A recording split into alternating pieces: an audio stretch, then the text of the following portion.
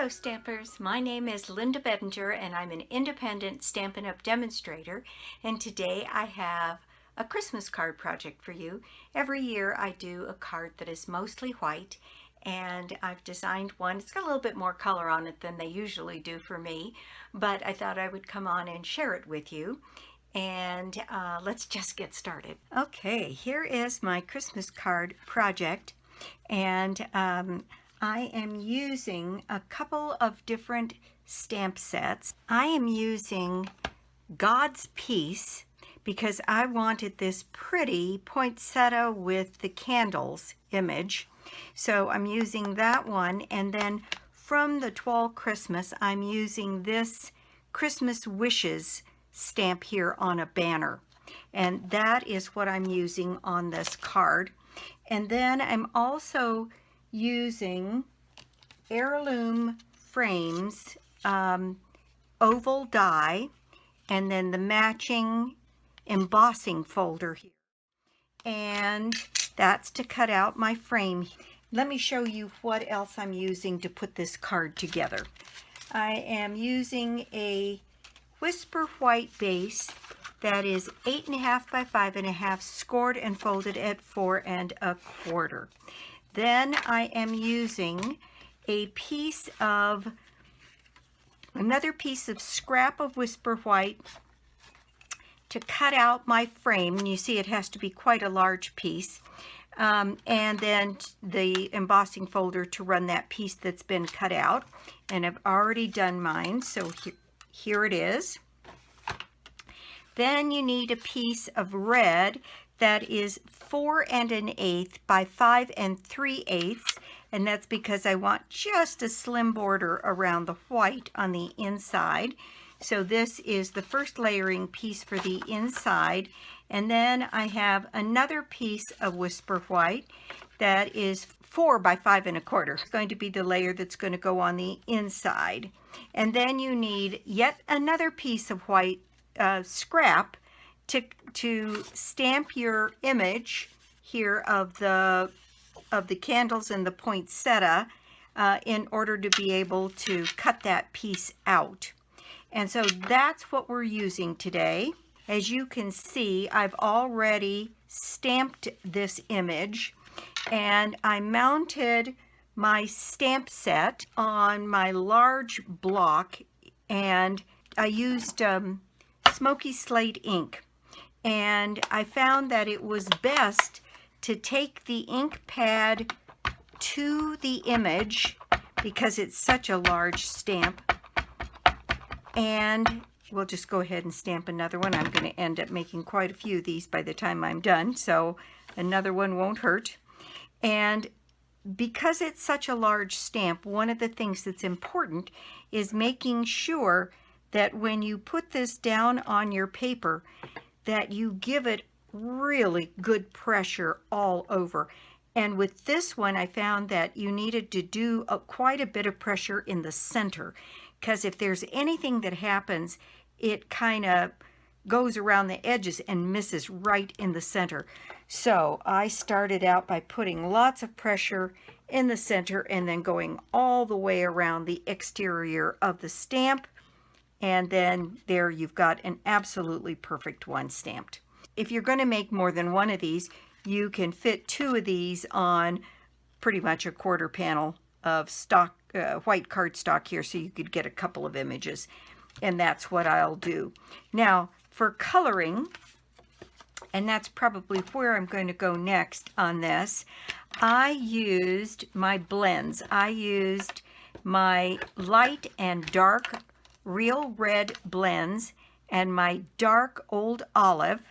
Then in my markers, I used my gray, I used Mango Melody, and I used real red. And then we're going to use some Wink of Stella. So I'm going to show you a little bit of the coloring here, and then I've got a piece prepared so that you don't have to spend all your time watching me color. So on the light real red, what I did was I used this smaller end, and I used that to outline all of the poinsettia leaves and then color them in. And there is absolutely nothing special about this coloring at all. It's just to get the color down. So I went around and did all of my poinsettia leaves in the light real red. And then you'll see the contrast here when I shift to the dark real red on the ribbon.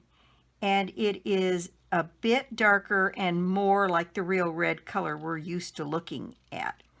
And I did my ribbon in the darker real red, and you can see the difference on this sample one that I've done here. And just, again, nothing fancy, just get the color down, and where it makes sense, cover the gray. Then I fussy cut this piece out and put it on my card. So that's what I did with that part. On the green, again, nothing fancy. I just went back and forth on these pine boughs and make sure that I got them all colored. And it's actually pretty simple. Like I said, nothing special at all. I suppose you could mix it up and put some of the light and dark old olive on this, but I didn't spend the time to do that. So then with my Mango Melody, I colored in my flames.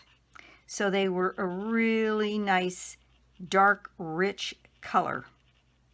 Okay, so that's what I did for the coloring.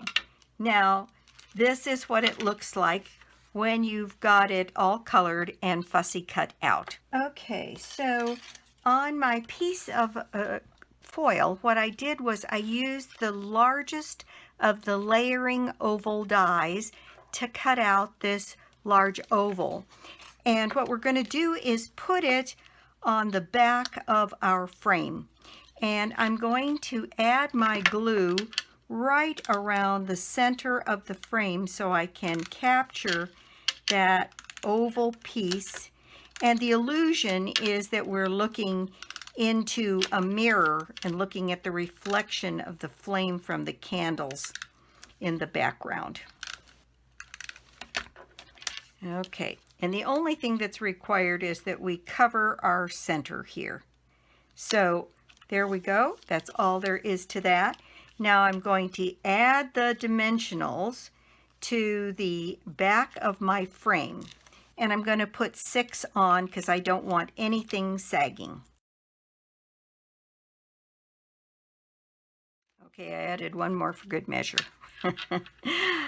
All right, going to take my card front here and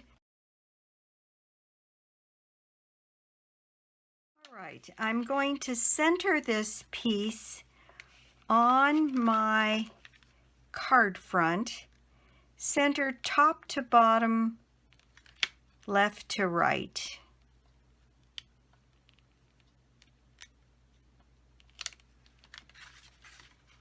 And there we go. We've got basically our mirror down. Now, on these pieces, you'll see that there is a halo around, oops, I've got 2 of these frames. I've got a halo around these. And what I did was I took some of our yellow vellum and I used my 3/4 inch punch and I cut out some circles. So I cut the 3 circles out that I need to cover my flames. And then I went up a little bit further and cut out like a moon shape. I think you can see that there. And I cut out 3 of those as well, just right above the circles that I've just cut. And what that's going to do is help us put that halo behind those pieces. So I've got them jumping all over the place here, but I think I've got 3. I may have to cut one more because one of those really took off. So one more. Okay. So on these circles, what you do is you put them in place here on the flame to cover that piece. And then I took a pencil, and what I want to do is cut that around. I'll bring this up so you can see. I'm going to cut that around the piece here that is the candle top. And then when I put my piece down here, I will cut out the candle top and this part of the candle and up and around. And when I put it on here, I will cut out the top of the candle and this piece so that it really will look like the halo around the flames. And the center one is the one that is the one I'm keeping most critically. So I'm going to speed through this while I make these little cuts to my yellow vellum.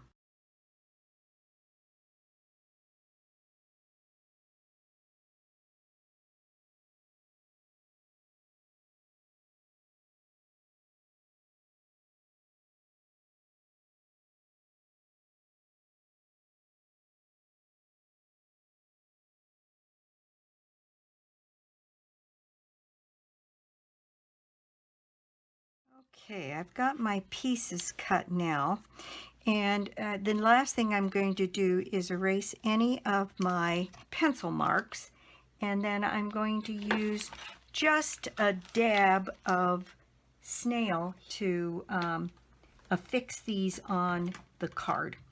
And so this first one has the least amount of, and if you put a little tiny bit of snail on the back and then put this in place, you don't see the snail at all, especially if your glue is over the flame. So this piece now goes in here. So I'm going to erase my pencil marks here.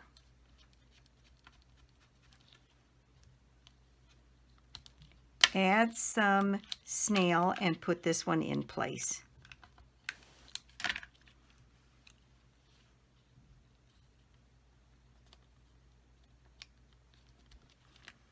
And my last one,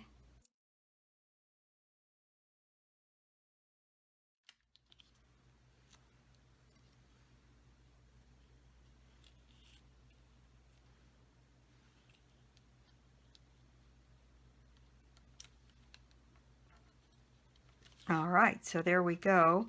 And I can just go in and erase anything else that's left and trim up any white or gray that's showing outside of that I don't want to show. And there's a little bit of trimming that needs to be done, not a lot. There we go. All right, so my piece is all ready to go. Now I have these three pieces that I cut, these half moons out to be my reflection in the mirror. So what I'm going to have to do is put my dimensionals on the back of this to be ready to go. Now, when I'm putting the dimensionals on the back of this, you don't have to put dimensionals because this is already raised, so you don't have to put dimensionals on any part of this that is going to lay across the frame. So we need dimensionals here, here, down here, and maybe one in here, and that's it. So I will put those in place, and I'm going to intentionally put these dimensionals down a bit because I want to be able to put those halos in place.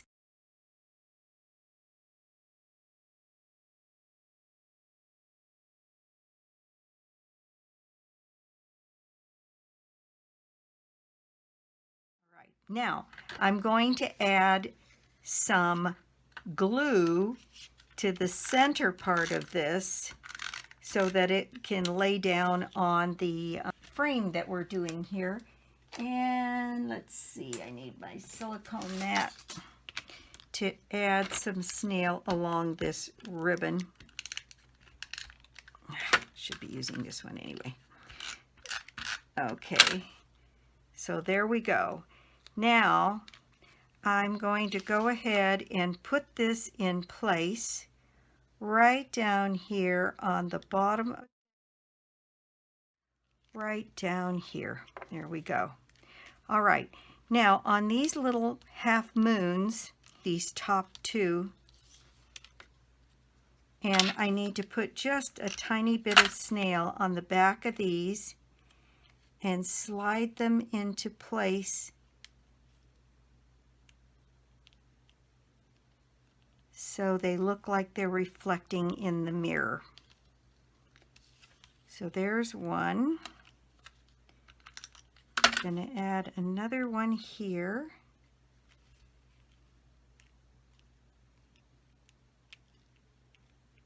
I suppose this one is a little fiddly just because of these fussy cutting and the halos around the flames, but I think it's well worth it because I love the card. And this last one, we just need a snippet of this halo. So I'm going to cut just a tiny bit here and put that behind that last one just so that it is correct. Right behind there. So that, and I did put those on the cardstock that is the foil rather than right behind these because that gives the depth so it does look like it has is reflecting in the mirror. Okay, so finishing touches.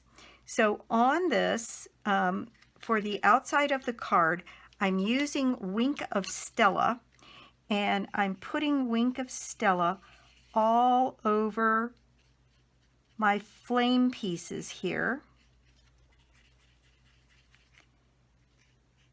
and on my candles. Now, when you put Wink of Stella on your project, you've got to remember that Wink of Stella does move ink around. So if I'm going to put my Wink of Stella, I'm going to put it on all of the places it isn't going to pick up color. So my candles are white and it's just cardstock, and my flames are the vellum, so there's no ink to pick up. And after that, I have to start being very careful.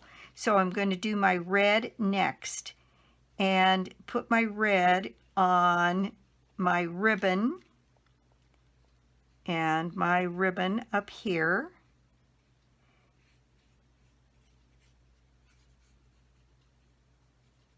And then I'm going to wipe off that so I don't get anything because I'm going to go around next and do my greens and put a little bit of Wink of Stella on my pine boughs.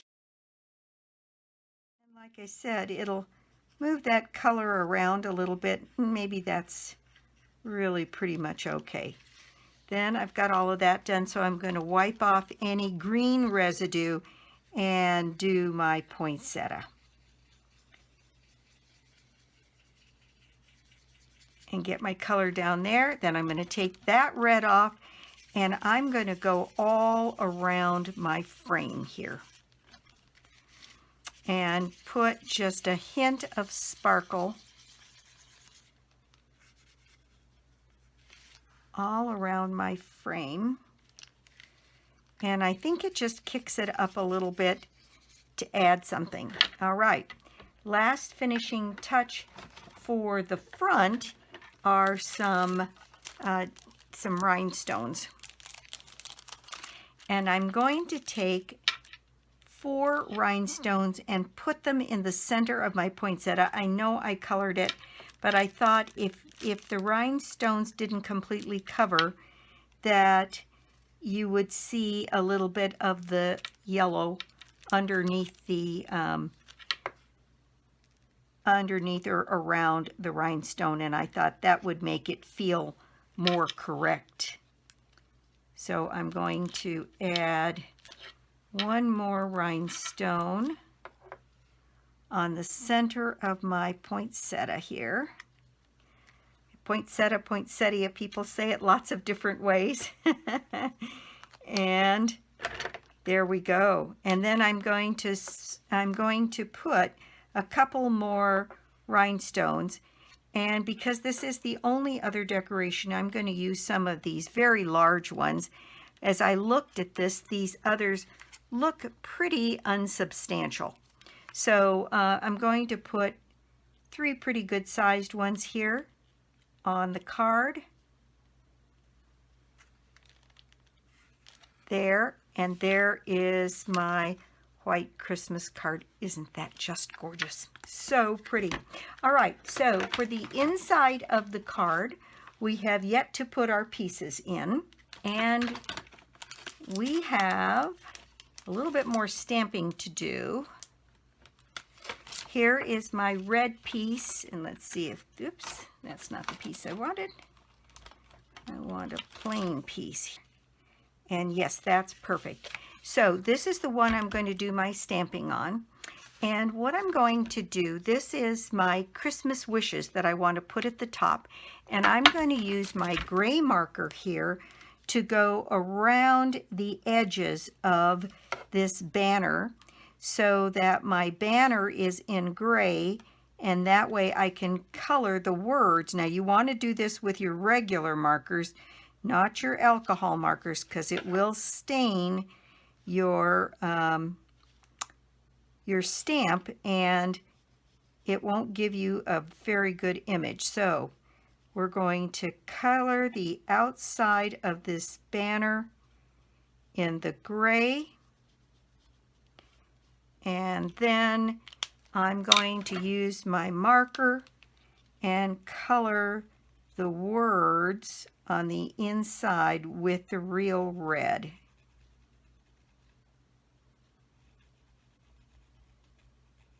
There we go. And I'm going to huff on that once because it took me a second to get the red put down after I had done the gray. And if your ink starts to dry out, you won't get a good image on your red rubber stamp. So one of the things you can do is you huff on it, and what that does is adds a little bit of moisture and makes sure that you get a good stamped image. Okay, so here we go. Get that turned around the right way and put this down right up here at the top in the center. And there I've got my Christmas wishes and a smudge. So I'll have to use something to get my smudge off. All right, so the next thing we're going to do is take our poinsettia image and my gray ink, and we're going to add a poinsettia to the inside of the card. So here is my image, and like we did on the inside, I'm going to get that inked up really, really well. Let me put a piece of scratch paper down here. Oh, I've got one right here. All right, so I'm going to set this here, and I'm going to set this off so that basically this part of the stamp, I'm going to show most of this 2 candles on this side, the ribbon, and part of the poinsettia to kind of go into this corner, square that up with what I want to show, and then again press down, especially in the middle, to make sure I get a good image. If you're at all worried about it, put it on your Stamparatus to make sure you get just the image that you want. But there we go. So now that didn't stamp exactly perfectly. I see a couple of spots where it missed, and I'm just going to use my pencil. I was stamping one earlier, and I tried to use my marker and to fill in, and it was too dark. Now I'm going to adhere these 2 pieces together and then put my inside in place.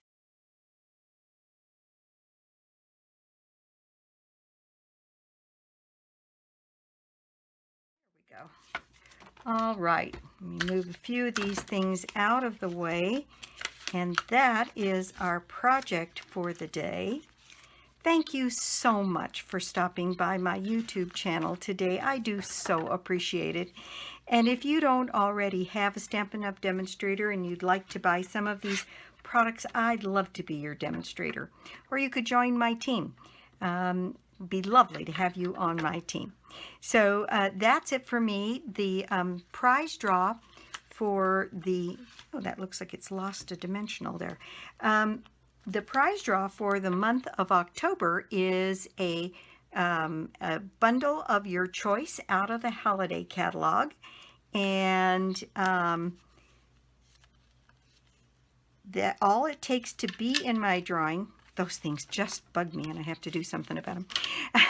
All it takes to be in my drawing is to put an order on my website, lbedinger.stampinup.net, or you can get to it through my blog, www.inkingenuity.com.